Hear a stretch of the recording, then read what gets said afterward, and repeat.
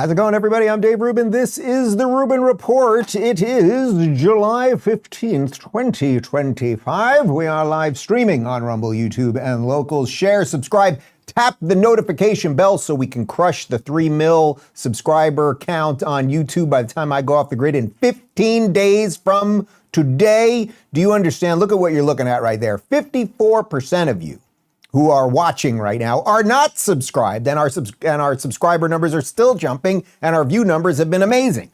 A lot of people ask you to do a lot of things during the day, right? Your kids ask you to do things, your spouse asks you to do things, your coworkers, your colleagues, your friends, your family ask you to do all sorts of annoying things. Get me this, do this for me, can I borrow some money, blah, blah, blah. What's Dave Rubin asking? Can you just do that? Can you do that? I know you can. I appreciate it. Thank you very much. Let's crush the 3 million on YouTube and let's crush the 800,000 on Rumble. We have a big show today. I'm excited about it. Sometimes I look at a rundown and I'm like, there's just a lot of good stuff here. We're going to get away from a little bit of the infighting today and focus on just kind of the bad guys that are out there that are obvious and have been doing bad. And we're going to expose them, smack them around a little bit. I believe that the Ilhan Omar puke bucket is it is within arm's reach. And we got a big one for you. So let's just go ahead and start with the evil lizard man. That's right, Gavin Newsom. Every time you think he's down and out, this man, every time he does something horrible, every time he lies, every time he gets exposed, every time he shows up at a disaster site and looks worse than the time before, you think he's done, right? But he's like Freddy Krueger. You gotta bury his bones. And even when you do that, somehow he comes back for Freddy's revenge. And that is what Gavin Newsom is. He is just an evil, slimy scumbag. But he's making the rounds on podcasts. Here he is on the Shawn Ryan Show, talking about that he's a fan of Joe Rogan, although Joe doesn't like him nor want him on the show, and gets into a little bit of his policy around why he did things as it pertained to COVID. Take a look. About 2 minutes after I did the post. What do you got? Joe Rogan texted me. Mother Joe.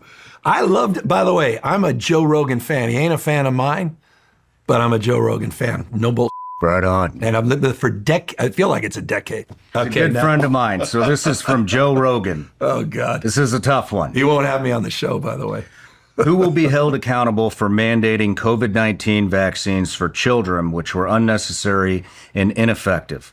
And who will take responsibility for the unprecedented increases in myocarditis and cancer cases among them? Second to that, do you feel any remorse for that draconian decision that was obviously heavily influenced by the pharmaceutical companies' desire for maximum profit? Florida shut down their bars and restaurants before California. Before California. The question was, when did we start to unwind some of those restrictions? California was more restrictive, and we were certainly aggressive at scale. As it relates to vaccines save lives. But Joe asked a very different question about children, and I respect that. And that was where there was a lot of feedback with a lot of experts that I had as advisors. By the way, I used advisors from 2 other states.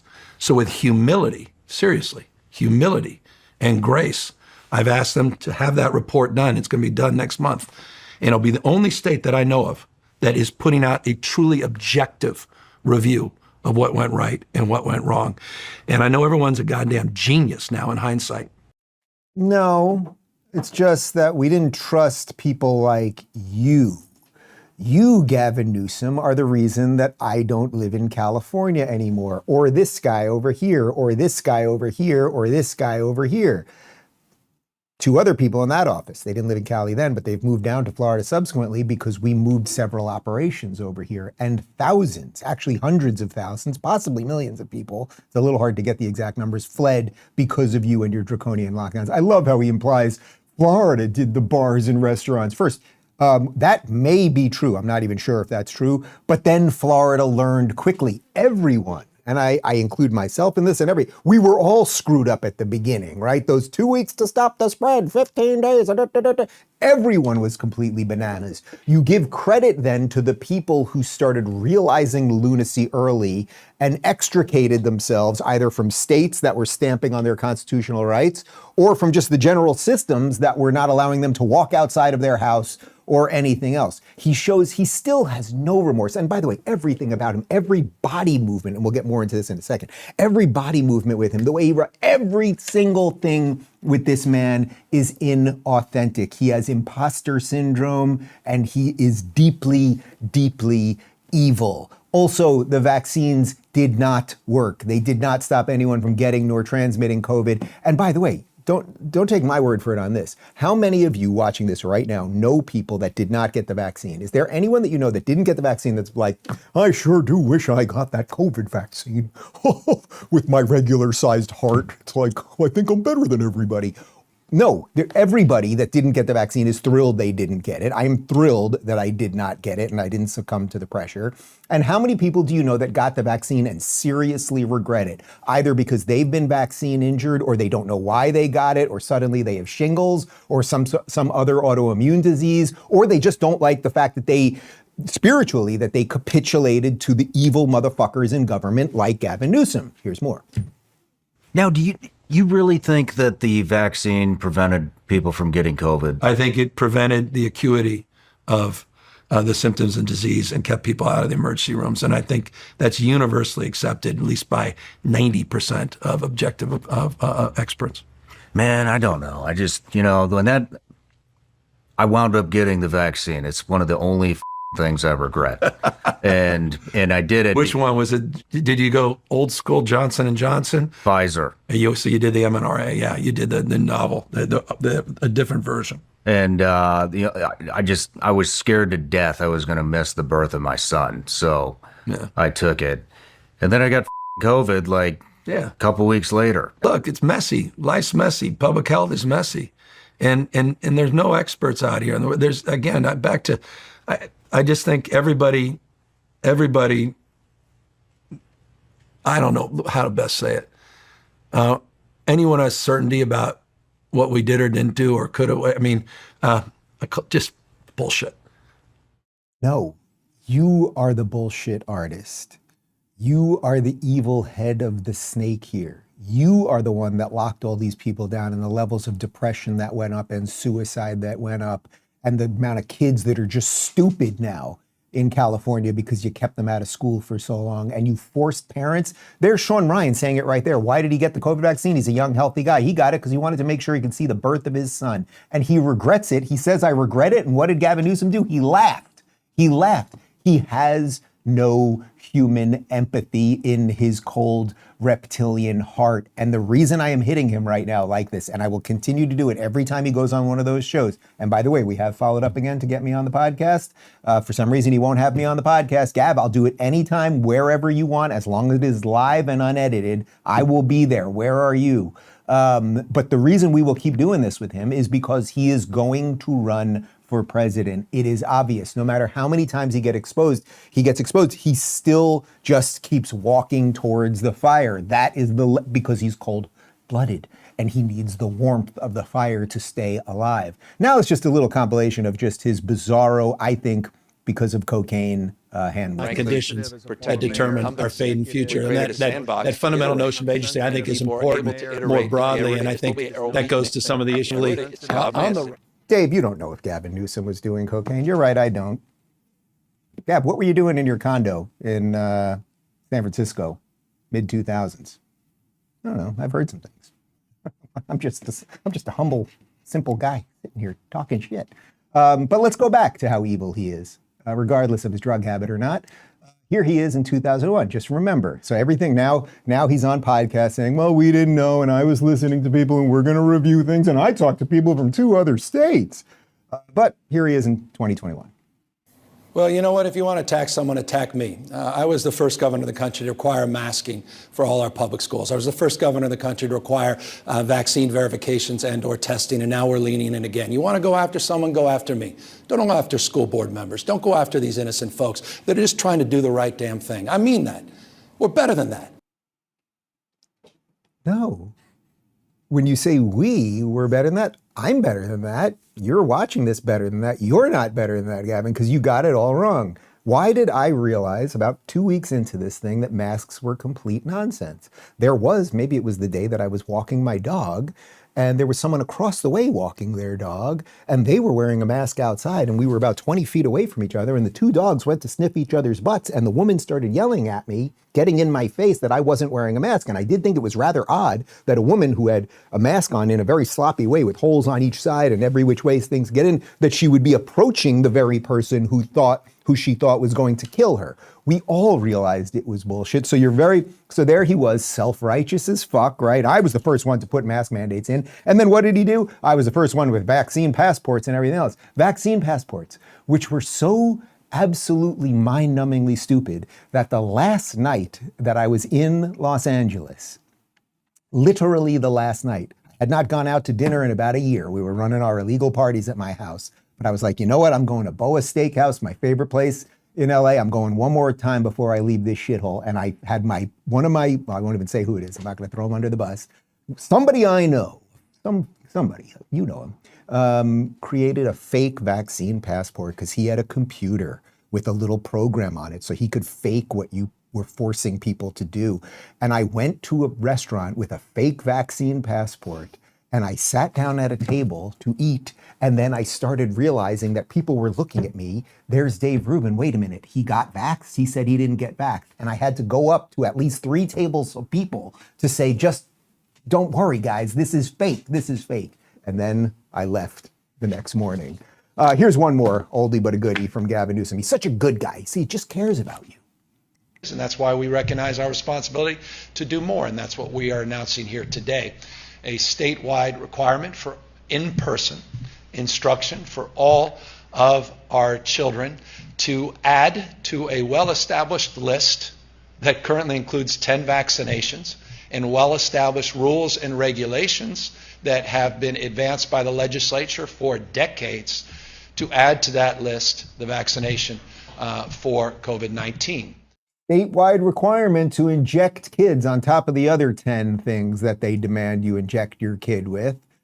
He was forcing children who were never under threat, who were not spreading it, they were not getting it. Well, and to whatever extent they were getting it, they were certainly not dying of it.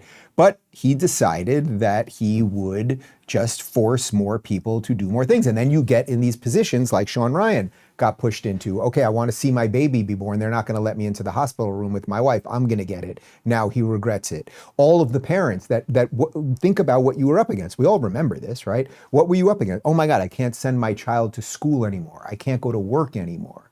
And it was all for a vaccine that was pushed on us by giant pharmaceutical companies that made record profits that are often now in the tank because they're not pushing anything on us at the moment, though they'll figure out a way to come back. And it's all because of evil, whatever you want to call it, like deep state or swamp creatures like Gavin Newsom who do whatever the system wants. And now we're going to connect this to things going on right now because Anthony Fauci's in a lot of trouble. But let me show you one other video on this, because here's Fauci talking about how he agreed with Newsom's K-12 mandate.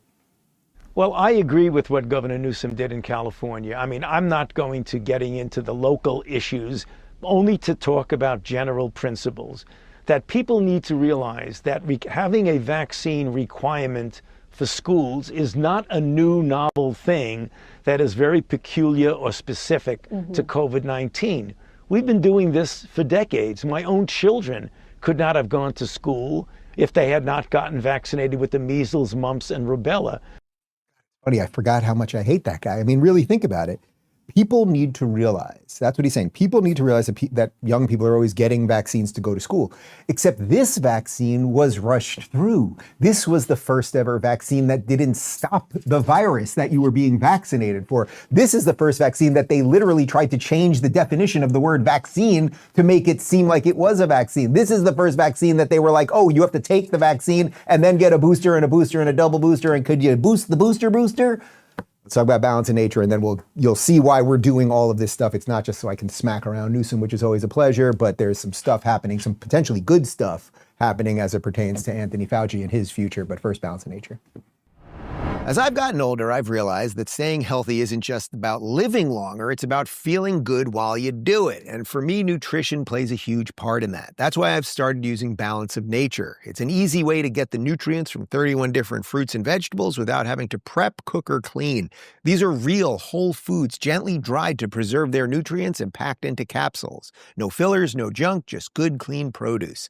They also haven't raised prices in 10 years, and they're keeping it that way. They also include a fiber and spice supplement that rounds it all out. It's a supplement designed to support energy, digestion, and overall wellness. Right now, you can make a fresh start to and receive 35% off your first order and a free bottle of fiber and spice when you become a preferred customer. Just head on over to balanceofnature.com and use code Rubin. Again, that's balanceofnature.com/Rubin. Man, I really did forget how fired up I get about the COVID stuff. Like it was so evil, and it took place for years. And it broke brains, and it broke families, and it broke relationships. And the fact that somebody like Gavin Newsom is still out there pretending he was the good guy, it's extraordinary. But anyway, as it pertains to Fauci and COVID and the Autopen and the president that was not president, well, listen to this from the New York Times. At the January 19th, 2025 meeting, which took place in the Yellow Oval Room of the White House residence, Mr. Biden kept his aides until nearly 10 p.m. to talk through such decisions, according to people familiar with the matter. The emails show that an aide to Mr. Siskel sent a draft summary of Mr. Biden's decision at that meeting to an assistant to Mr. Zentz, copying Mr. Siskel at 10:03 p.m. The assistant forwarded it to Mr. Reed and Mr. Zentz, asking for their approval, and then sent a final version to Ms. Feldman, copying many meeting participants and aides at 10:28 p.m.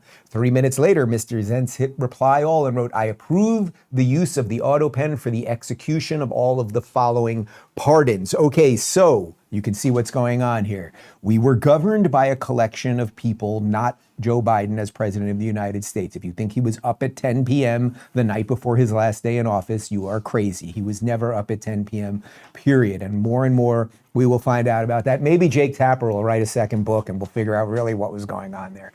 Anyway, as it pertains to the Autopen, which, as I've said many times, it's been used for about 2 decades and multiple presidents have used it, but it was instituted so that if a president was away, it could be used. It was really for emergencies. Joe Biden used it for virtually everything.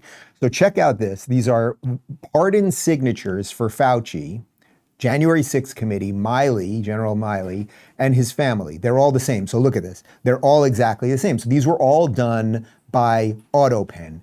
Did Joe Biden have any idea that they were happening? And it was July 19th, his last day in office. Look at that. They're all exactly the same. That's what the Autopen is. So there's simply no reason to believe that Joe Biden had any knowledge of that, the pardon for Fauci specifically, but all of those people. Now, interestingly, here's the signature for his son, Hunter Biden, and look at the difference on that one. Yeah, that's Joe Biden's actual signature, which is quite sloppy, actually. But now just go back to the other for a second. So look when it's an Autopen. It's very clean. They're all exactly the same. So why is it that the one for his son he actually did in his own handwriting? Well, we're going to find out more about that. And now to what really is going on here, which is that Anthony Fauci is not off the hook yet. And you know my policy on all of these things. I don't like the idea of presidents going after previous presidents. I don't like the idea of jailing public officials and all of those things. But when it comes to something like the years of insanity we were under with COVID, and when it comes to the fact, coupled with the fact that we did not even know who was president, somebody has to pay for some of this or they will do it again to us. Now I want to read this tweet from Rand Paul. In July of 2023, I referred Dr. Anthony Fauci to the DOJ for lying under oath to Congress. His own emails directly contradicted his sworn testimony. New York Times reports Fauci was quietly pardoned by an Autopen operated by Biden's staff. If the president didn't authorize this pardon personally, then the department has a duty to investigate and prosecute as it would any ordinary citizen. Fauci has been sainted by the extreme left, but it doesn't erase his lying before Congress. I am officially re-referring Fauci to the DOJ, and that's exactly what he did. Follow-up tweet. Today, I will reissue my criminal referral of Anthony Fauci to the Trump DOJ. Now, look, let me just be clear about this. I don't think they're going to somehow get Fauci on the pardon thing, right? They're never going to get Biden. If they dragged Biden in, to whatever extent they would still be able to do that, to whatever extent his mind is still there or anything else, I don't think Biden would go in there and be like, well, I didn't know what was happening, so go after Fauci. So I don't think they're going to get him on that. But they may be able to get Fauci on lying to Congress, because he did lie to Congress. Here's an edit of Rand Paul going after Fauci, who lied under oath in September of 2020. Dr. Fauci, do you still support funding of the NIH funding of the lab in Wuhan? Senator Paul, with all due respect, you are entirely and completely incorrect. Questions have come up about the concern of the danger of people that you fund. NIAID, NIH, certainly CDC, only funds and conducts gain-of-function research on H5N1 highly pathogenic avian influenza viruses for researchers who are highly trained, skilled, experienced, and adequately regulated. So do you still support sending money to the Wuhan Virology Institute? We do not send money now to Wuhan Virology. So in a very minor collaboration, as part of a subcontract of a grant, we had a collaboration with some Chinese scientists. Government scientists like yourself who favor gain-of-function research. I don't favor gain-of-function research in China. You are saying things that are not correct. So really the fundamental question with regard to our involvement is the issue is the risk to global health of the work that we fund. Okay, so you got what was going on there with the back and forth. You have, first off, the fact that he almost said Chinese communists instead of Chinese scientists, but you full on have him lying under oath. We do not fund gain-of-function research in China, and then you literally have him admitting that they do it, and we know that they do it. So will he get hung up on that? We'll find out. I want to throw back to something else. This is about 2-3 months ago. I think we showed you a portion of this when it came out, but this is Kash Patel on Rogan's show talking about how they're working, meaning the Justice Department is now working with Rand Paul and John Kennedy to go after Fauci. I mean, we just had a great breakthrough this week on Fauci. So Senator Rand Paul, Senator Kennedy, and I hate naming names because I always forget people, are doing a great job with us on COVID origins. And we've got multiple investigations open on that. But they had always been looking for Fauci's original phone, or not original, but phones and devices he used while he was Fauci back in Trump 1 during COVID. And nobody had found it till 2 days ago. Really? Yeah. Now, look, your audience and everybody listening to it shouldn't jump to the conclusion everything's in there. We'll look at it. We'll pull it. We'll rip it, as we say. And maybe it's deleted. Maybe it's not. But at least we found it. And at least now we can tell the American people we've been looking, because it is of public importance to figure out, did that guy lie? Did he intentionally mislead the world and cause countless deaths? We owe those answers to the American people. Yeah, you do owe those answers, and Fauci owes those answers. We're never going to get it from him. And are there emails that are deleted? And why is it that Fauci 2 months into COVID was telling his friends via email that they didn't have to wear masks while they were on vacation out of the country, and yet he was telling us we had to wear masks to go to the store, and all of those things. Anyway, the point of that is that we do have competent people in charge right now. It's actually somewhat connected to the Epstein stuff we were talking about yesterday. Like, I have faith in Dan Bongino. I have faith in Kash Patel. I have faith to what I don't know, Pam. I don't know Kash either. But I mean, I have basic faith that Trump has chosen the right people to do the right things, to expose as much of the nonsense as possible. And we shall see. We're going to actually jump back to Gavin, and we'll connect it to a bunch of other things in just a second. But first, UW Ultra Liver. If you're feeling tired, sluggish, or just not yourself, it could be your liver. Most people don't realize how much processed food, alcohol, and even daily stress can clog the liver, which is an organ essential for digestion, detox, and energy. That's why Dr. Josh, a practicing physician with over 25 years of experience, developed Ultra Liver, a powerful supplement designed to support liver health and help flush out built-up toxins. Ultra Liver has now sold over 500,000 bottles and earned thousands of 5-star reviews. Users report more energy, less bloating, clearer thinking, and overall improved wellness. If you're ready to support your liver naturally and feel like yourself again, visit tryultraliver.com/Rubin. Right now you can save up to 50% during their summer sale exclusively through that link. Take back control of your health with Ultra Liver. All right, so it's kind of interesting.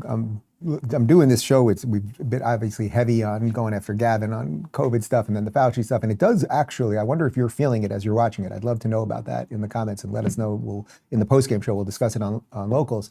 Like, does it bring up that emotion in you again? Like, we want to put this stuff down. And then if you just ignore all of that bad stuff, it obviously will happen again. But it's interesting just at an emotional level when you just remember what it was like and how much life has changed since then and how many people are still confused by all this and everything else. Now, putting aside COVID for just a second, Gavin also got questioned on the Shawn Ryan podcast about all of his nonsense as it relates to trans, and particularly as it relates to trans when it comes to minors. And here he is. In the major thing that I hear the most is the kids, you know, and I don't know if California's one. I know Washington's one where, you know, the state can come in and basically take your kid if you're against gender affirming care. Yeah, there's some nuanced language and around that. What about for your values? I mean, is 8 years old too young? Yeah, I mean, look, I now that I have a 9-year-old, just became 9. Come on, man, I get it. So those are legit. You know, it's interesting. Just the issue of age. It's interesting. As someone that's been so focused on equality, broadly, LGBT rights, particularly gay marriage. Mm-hmm. The trans issue for me is also novel. It's over the last few years. I'm trying to understand as much as anyone else. Whole pronoun thing, trying to understand all of that. Well, you know, that was like the hell. I mean, all that stuff. I get it. Calm down, Dave. Calm down. Okay, first off, just a slight critique of Shawn Ryan there. No, it's not gender affirming care. That's their Orwellian language for these things. The least affirming thing you can do is to chop off someone's genitals. That would not be affirming. That would be, let's say, disaffirming, at least, mildly prejudice against the genitals. That's one thing, but that's a minor critique of him.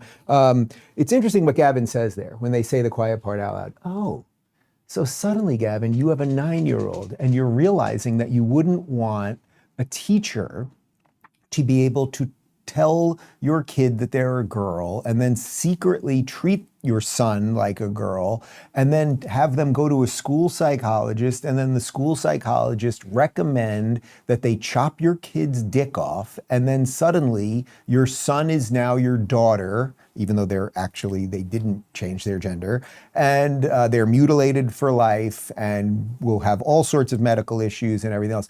It took you all of that time. It took you just till you had a 9-year-old son to realize that. Well, then you're either retarded or evil. In your case, I would say it's a perfect 50-50 combination of both. Well, it's retarded, evil, lizard.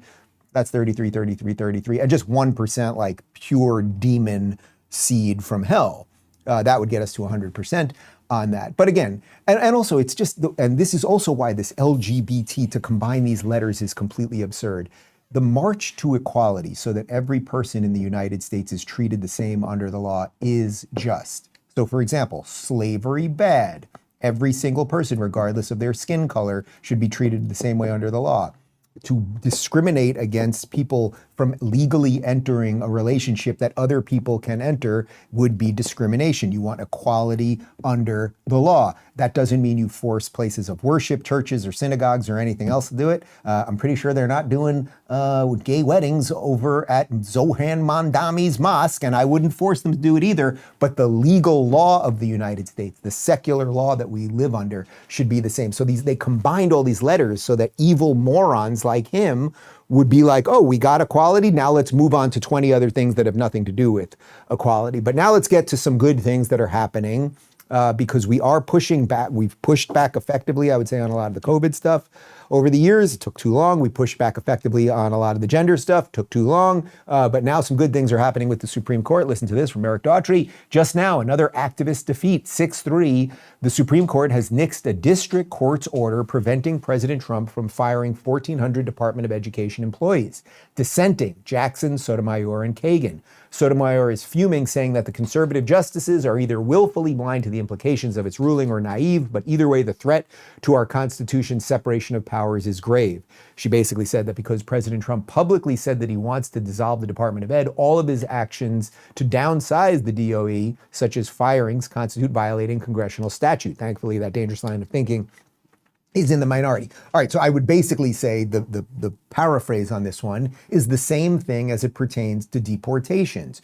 Do you want to be governed by lower level courts? So we elect the president. The president tells you what he's going to do when it comes to firing people from the deep state and eliminating these agencies and all of those things. We voted him in for that. Then some lower court or deportations, all of those things, whatever the laundry list of things that Trump ran on. Then, so we can either be we can vote for people and then pray that they're going to do the right thing or come through with their promises, which is exactly what Donald Trump is doing. That's one way we could do it. That's the way we're trying to do it right now. Or we could do it the other way, which is that every time we elect somebody, some random judge somewhere is able to say, no, you can't do that. Well, thankfully, the Supreme Court, which is the supreme law of the land, and if the Supreme Court got into a fight with the office of the presidency, with the executive branch, right? The executive branch versus the judicial branch, then you'd be at real loggerheads. They decide what is legal, and if the president bucked that would be a problem.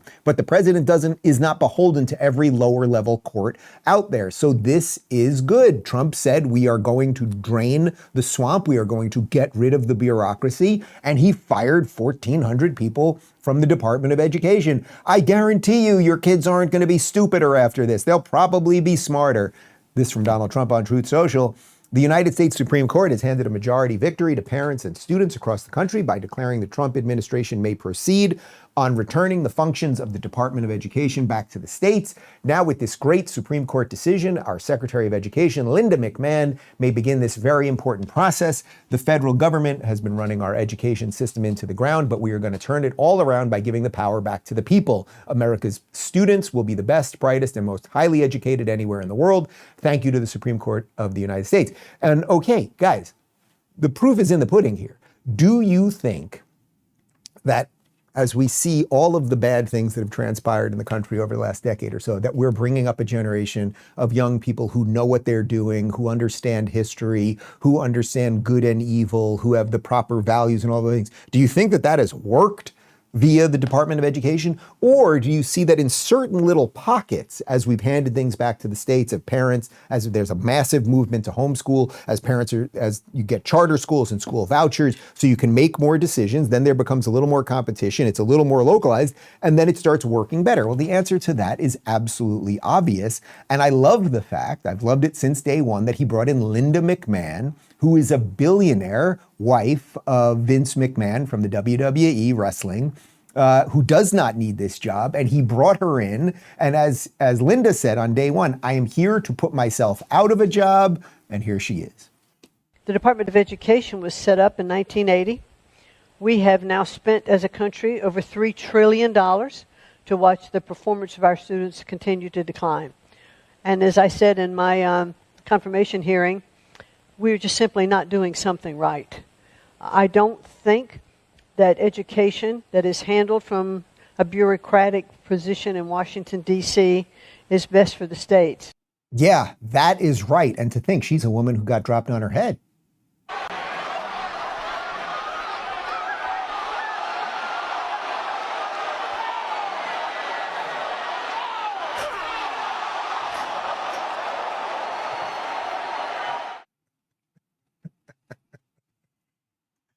Dropped on her head, and she's still smarter than any Democrat out there. Hot diggity damn. Let's talk about Tax Network USA, and then we'll talk about the communists who've infiltrated America and are trying to destroy it.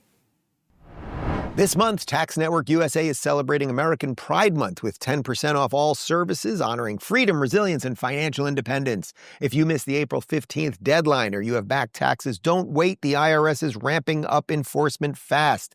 Penalties can hit 5% per month. The good news, Tax Network USA can help. Whether you're self-employed, run a business, or your finances are a mess, their experts know how to get results. Consultations are free, and acting now could save you from wage garnishments or bank levies down the road. Call 1-800-958-1000 or visit tnusa.com/Dave to get started. Take advantage of this month's sale for 10% off. All right, so we've talked a bit about the Gavin Newsom on the program today. I don't like Gavin Newsom very much, but if things keep going the direction that I seem to think they are going in, the left is only going to get worse. It is going to get worse and worse. We have obviously plenty of evidence of that, what's happening in New York City right now. We're going to show you some evidence in Minnesota, but to the point where Gavin Newsom and his evil snake slickness and all of that stuff that the people who hate him are like, well, he's slick and he's handsome and his hair is nice. He is going to look like the good old days once these Democratic socialists who are now admitting they're socialists, basically admitting they're communists, soon will admit they're Marxists, and eventually will all be jihadists when they take over the cities and make all of the cities in the United States unlivable. That'll be the real divide. You think the divide right now is conservative versus liberal or red versus blue or something like that? It is going to be psychotic, communist, jihadi-run cities that will be unlivable bastions of Mad Max lunacy versus just decent people living out in the forest. That's where we'll be. Anyway, here is Islamist communist Zorhan Mamdani. He had to abruptly end his press conference because people started asking him questions, and they play When the Saints Go Marching In, which this guy should not be around a classic like that. I think we're done here. Channel 7, we're going to go. Come on. We haven't had a chance to We're wrapping up. Sorry, folks. Okay. We're wrapping up. I'm so sorry, guys. Sorry. Do you see it as a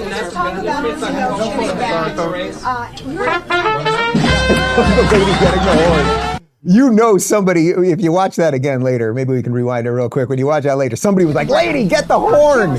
Somebody, they're asking him questions. Do you globalize the intifada? Do you want to kill all the Jews? Lady, get the horn. Da, da, da, da, da, da, da, da. We're playing that song, so maybe he's not an evil communist. Fuck the when the saints, da, da, da, da, da, da, da, da, we are all screwed.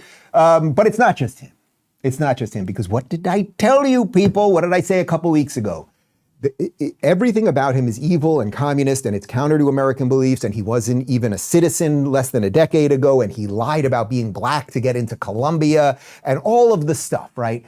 But they will be able to massage it enough. And he look who he's up against in New York City. He's up against Eric Adams, who has no ground game, who's completely unimpressive, who's a utter fraud, who ushered in all of this nonsense anyway, who, yes, he's a bit better right now and his suits fit well. And then they have the pathetic lunatic who killed, how many people did Andrew Cuomo kill? You got to stop killing all of your voters, dude, because old people vote. And he's still going to run. So they're going to split the vote. Mamdani's going to be mayor unless something really, really crazy happens. The saving grace maybe is Curtis Sliwa from the Guardian Angels, who's been a great New Yorker fighting for the right things for 40 years. But there's just no reason to believe New York City's going to make the right choice here. But what will they do? He will have these slick advertisements. They'll have soft lenses. What else do they do with a lens? They put Vaseline on a lens, and they can do all these crazy things. And he's always smiling, right, as he's telling you how if you just give him enough of your money and power, he'll just do nice things for you. He's never run anything. Okay, fine, you get all that. But if it works for just a little bit, it's going to start popping up in cities everywhere else, and that is already happening. Here is socialist, self-avowed socialist Omar Fatah in Minnesota talking about how his goal is to infiltrate the government to enrich the Somalis. Investing in increasing affordable housing and not gentrifying our neighborhoods. These are all things that are causing harm to our community because of this idea that there isn't money, when in reality, we do have this money to spend on this. It's just that we're choosing not to. It's not a value of ours. So right now, we're blessed to have 3 Somali elected officials at the Capitol. Me, Sister Holden Hassan, who's in the State House, and Brother Mahmoud Noor. And we work very closely together. And we carry each other's bills. So the way it works is, if there's a bill in the House, it needs an identical bill to be carried in the Senate.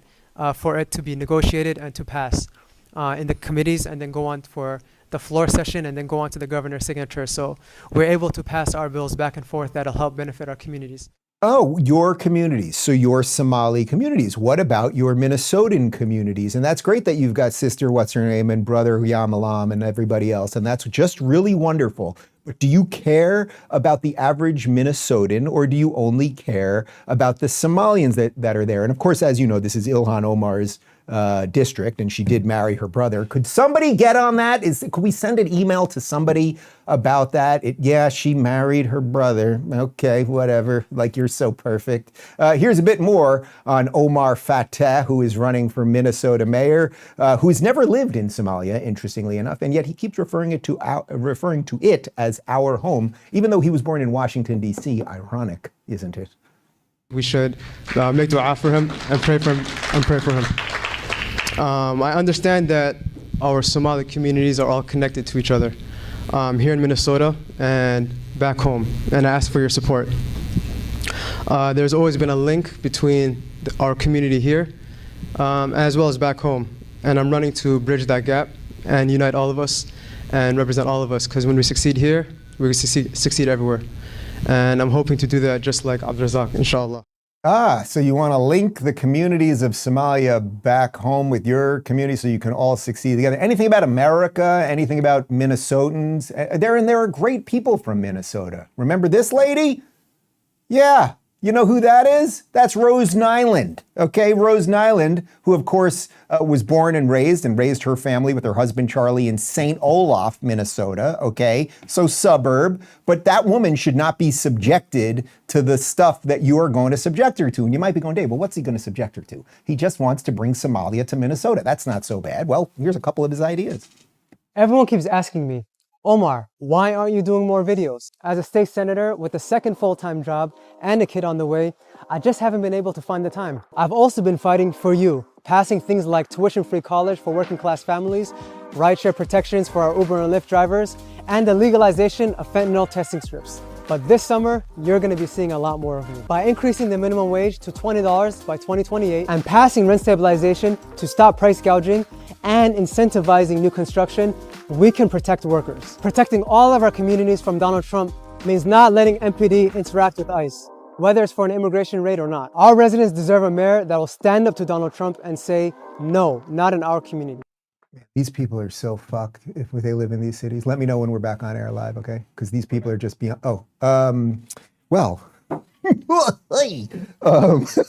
Tuition-free college. College makes people stupid, and only stupid people believe it should be free. That's one thing. Fentanyl testing, yes, because $20 minimum wage, dude. You why not 25? What are you, racist? Come on, $30.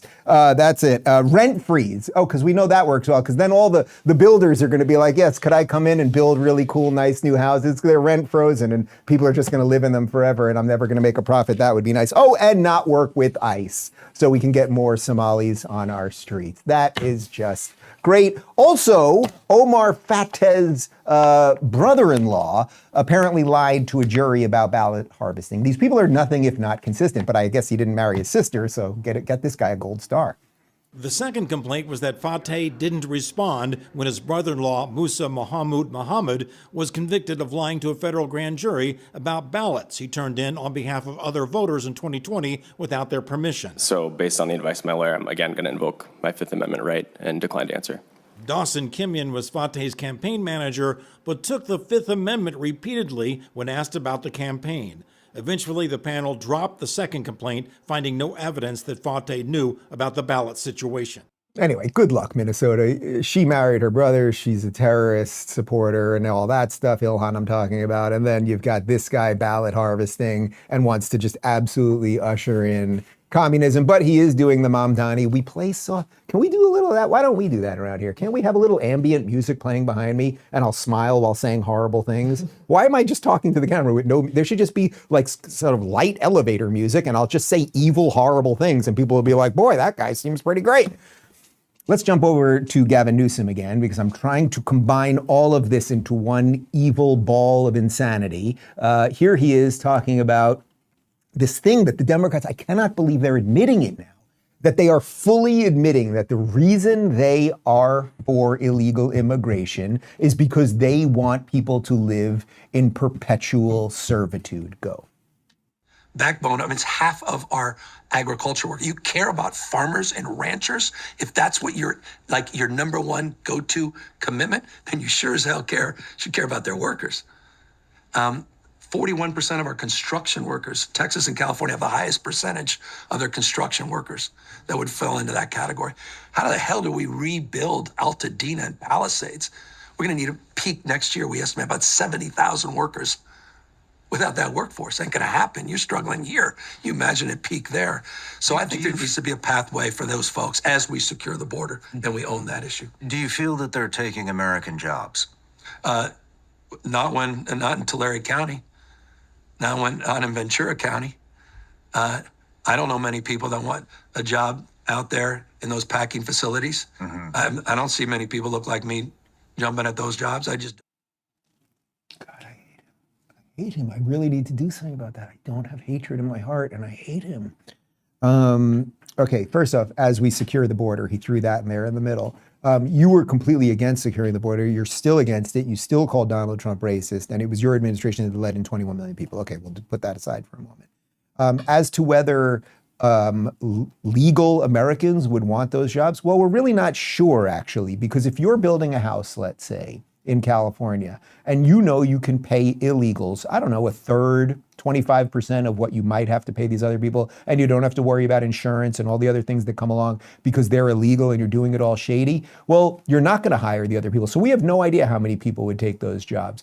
If actually it was all done transparently and we knew who was in the country and who was getting those jobs, you might find, boy, there might be people out there. There might be 19-year-olds out there who are in college who could do a little construction work. I'm watching The Sopranos right now. You know what Tony Soprano did? He took his son, Anthony, and he said, Anthony, get the fuck out of the house and you're going to take a job at that construction site. And it worked for the kid. Once he had a little responsibility on his place, he got engaged. She eventually left him, but you can't blame the situation on why she left him. She had her own problems. She had her other kid. The Latino-Italian thing was tough.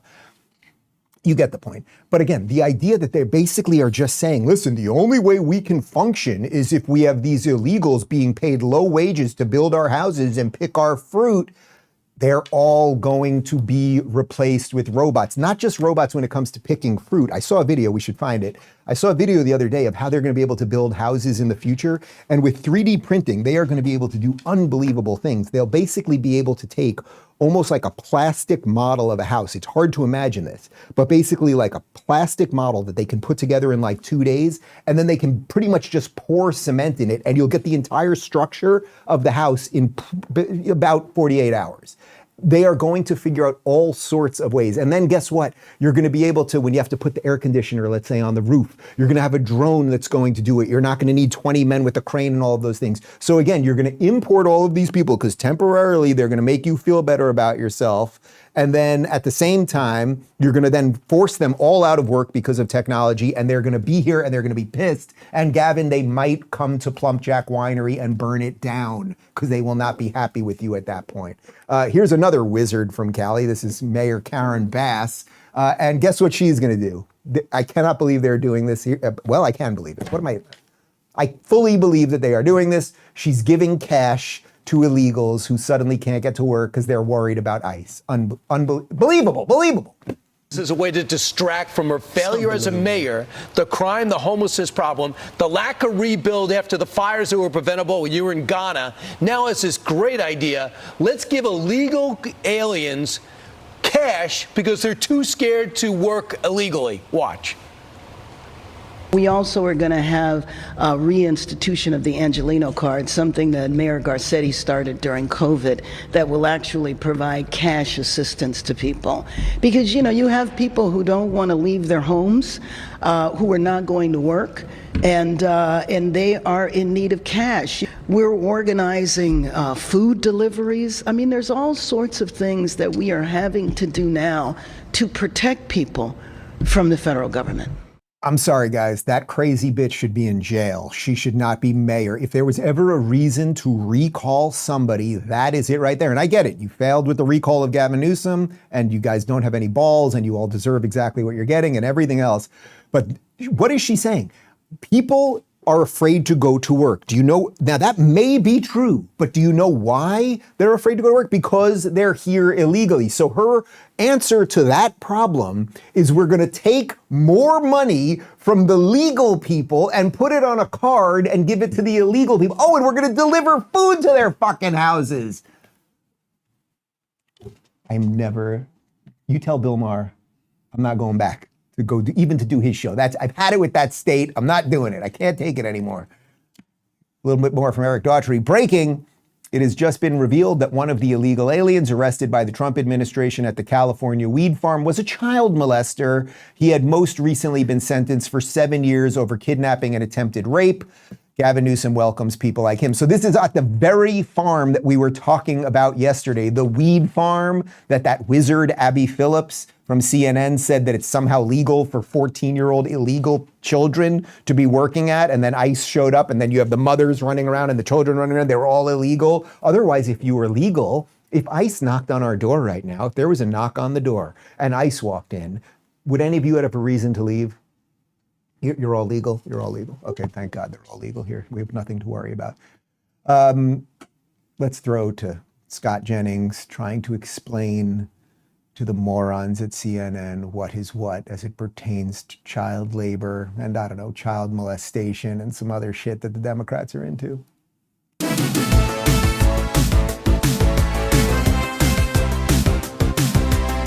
I just want to go back to the thing I was most concerned about in reading all of this today, and that's that these little children are found on these farms.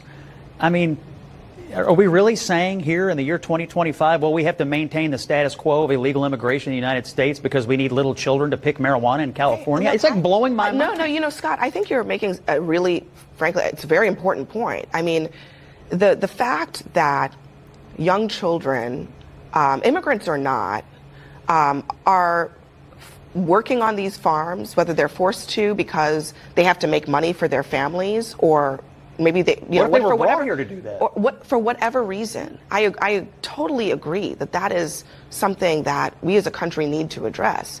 But I think you have to acknowledge that there has been no effort made by policymakers, Republican or Democrat, to address the driving causes of that, which are the employers willing to employ these children. Who is employing a 16-year-old undocumented immigrant?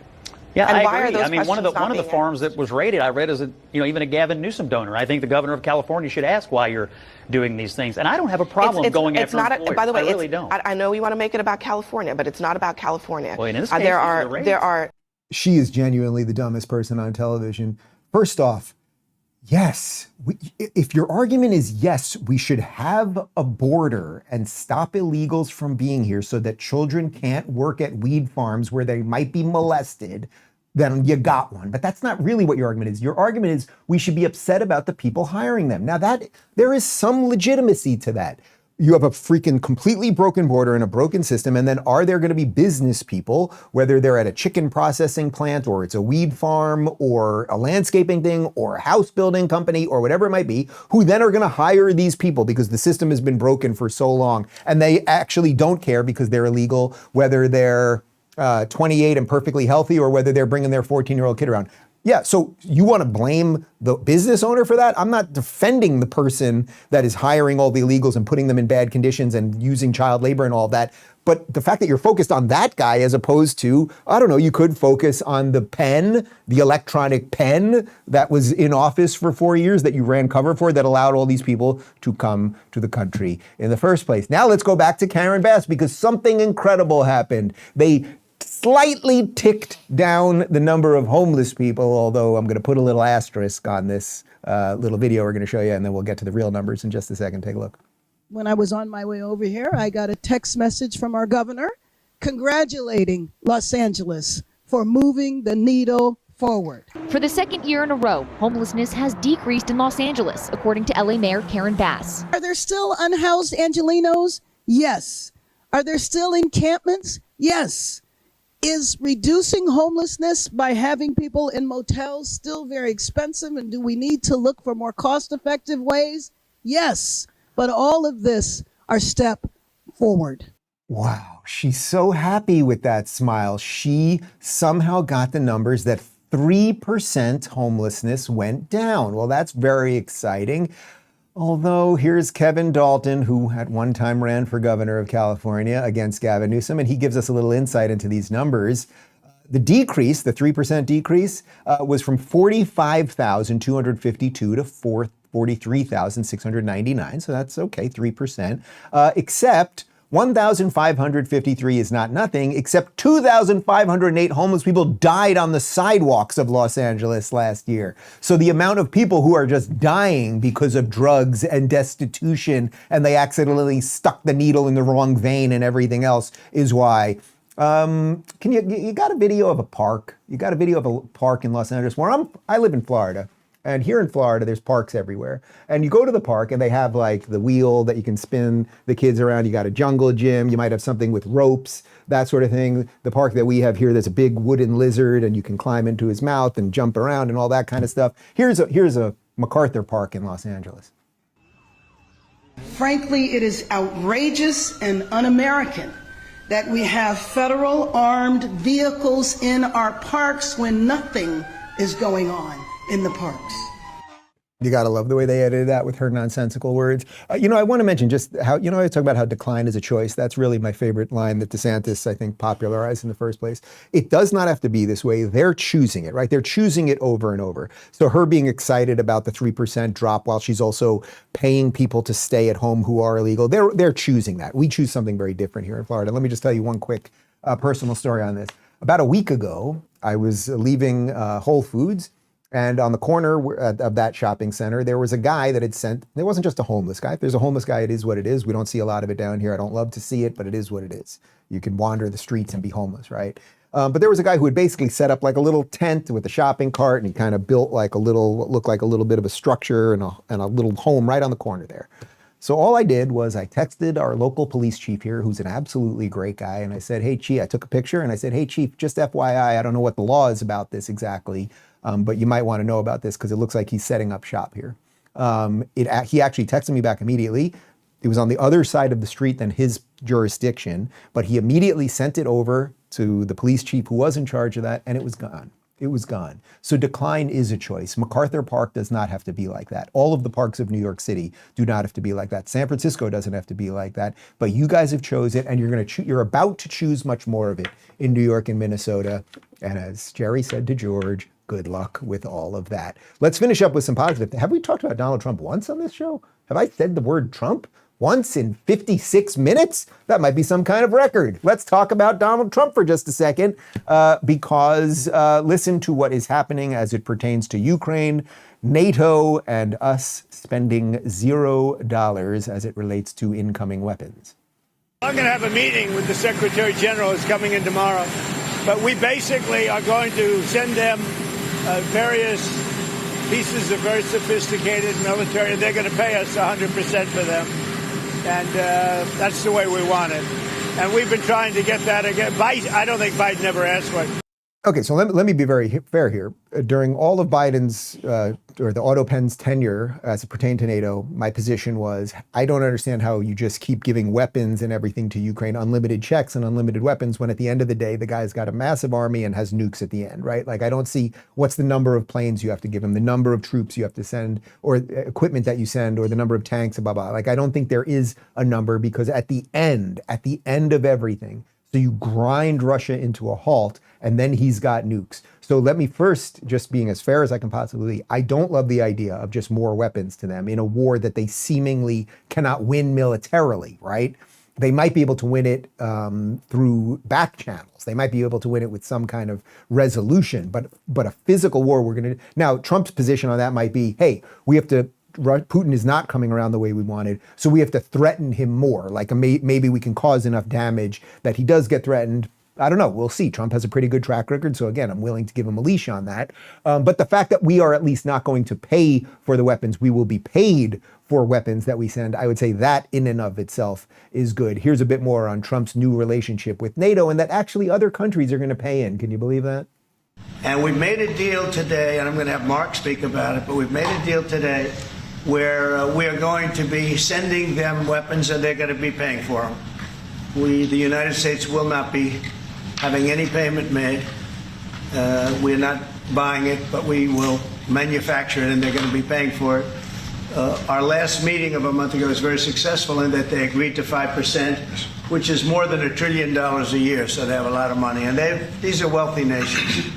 They have a lot of money, and they want to do it. They feel very strongly about it, and we feel strongly about it, too.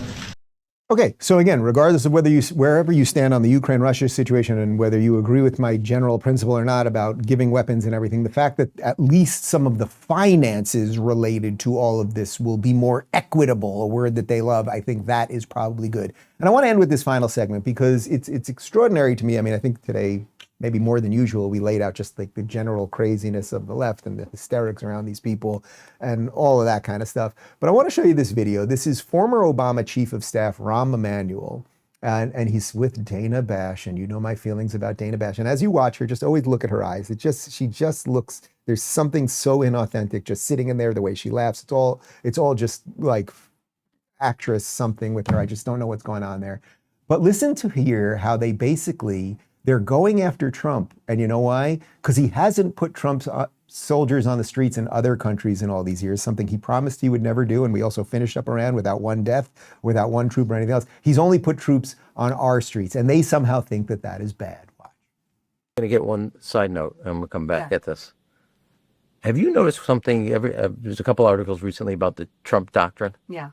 That's one and done, etc. The only, a missile hit Soleimani or a missile hit in the Trump doctrine, the only place in the world that Donald Trump has put boots on the ground and deployed troops is in America.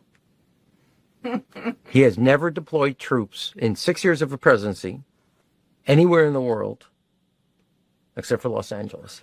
It's really interesting. If you think of what a doctrine is and the deployment of your national defense and security apparatus in exercise in the air, but not on the ground. Yeah. Yeah. Soleimani, he's killed in Iraq. Iran, he bombs the nuclear facilities. And in LA, they get troops on the ground. That's the Trump doctrine. The only place he's actually put boots on the ground is in an American city. That's some good journalism there, Dana. You laughed at all the right parts. Yeah, that is the Trump doctrine. We killed Soleimani. Trump 45 did that. And we sent a message to Iran, stop messing around. And Iran was quiet during the Trump years. And then what happened during the Biden years? The Middle East absolutely exploded. October 7th, et cetera, et cetera, et cetera. Then Trump also unleashed Israel to do what it had to do with Iran. And it was a 12-day war that we dropped 6 bombs and now we're back home. And Iran is quiet and their proxies, Hezbollah, Hamas, et cetera, the Houthis, they're all quiet too. So yes, his doctrine, which was peace through strength, is working. And also the fact that he has troops, to whatever extent troops actually are on the streets of America, it is to clean up the illegal mess that you created. So yeah, Trump's right. The doctrine is good. You're all morons. We thought we'd end the show with this. You know how this is the new thing, Mamdani, and what was the other guy's name? Omar Fattah. This is what they're all going to do. They're going to put in all of, I keep saying, they do this interesting thing with the lenses, so everything's kind of soft behind them. They play this lo-fi music while they tell you good things about how they're going to run the government, run stores, and they're going to give you $20 minimum wage and all of these things. So I thought, could we play a little lo-fi music? And I'll just say horrible things, and let's see if it convinces people that things are, do we have a little lo-fi music that we could, a little lo-fi music that we're going to throw in here. And so the thing is, guys, you're all going to die. The communists are going to come kill all of us. And they're horrible people who are here to destroy the very system that all of our ancestors fled. And, well, we're going to be in a lot of... Did anyone feel better because of the music there? That's the point. That's the point. That's our show. Thank you for watching. I enjoyed it. I hope you did. Post-game show, 30 seconds, RubinReport.locals.com. Goodbye. Congressman Hank Johnson coming to give you some more ear candy or perhaps an ear ache. But I'm going to do my best off of this Jason Isbell tune, Dreamsicle. Epstein died by suicide. Believe that and you must be blind. You've been telling us you released the file, but where are they?